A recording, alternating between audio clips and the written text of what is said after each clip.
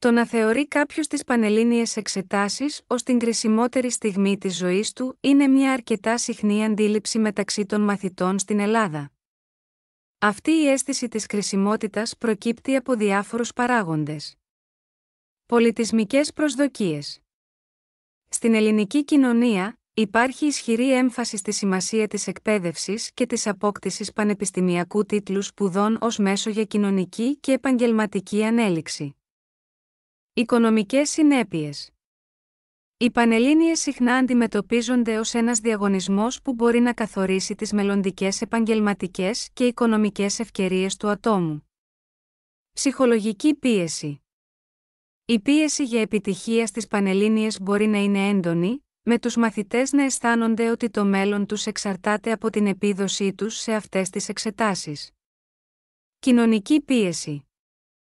Υπάρχει επίσης κοινωνική πίεση από οικογένεια, φίλους και συνομιλίκους, καθώς οι επιδόσεις στις πανελλήνιες συχνά συζητούνται ως ένδειξη της γενικότερης αξίας και εξυπνάδας ενός ατόμου. Αν αποτύχεις στις πανελλήνιες εξετάσεις εισαγωγής στα πανεπιστήμια, υπάρχουν διάφορες διαδρομές και επιλογές που μπορείς να εξετάσεις.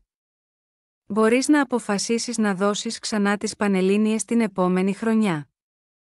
Μπορείς να εξετάσεις την επιλογή εγγραφής σε ένα ιδιωτικό κολέγιο στην Ελλάδα, το οποίο προσφέρει πτυχία αναγνωρισμένα σε πολλές χώρες. Υπάρχουν χώρες όπου τα πανεπιστήμια δέχονται φοιτητές βάσει διαφορετικών κριτηρίων, όπως οι βαθμοί από το Λύκειο, ειδικές εξετάσεις ή ακόμα και συνεντεύξεις. Εναλλακτικά, μπορείς να αποφασίσεις να ακολουθήσεις προγράμματα σε κάποιο ΙΕΚ.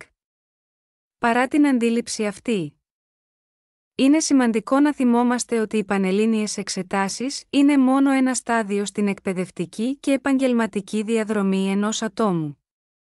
Υπάρχουν πολλές διαδρομές και ευκαιρίες για επιτυχία και εκπλήρωση στη ζωή, πέρα από τις παραδοσιακές ακαδημαϊκές διαδρομές, και η αξία ενός ατόμου δεν καθορίζεται από τις βαθμολογίες σε μια εξέταση.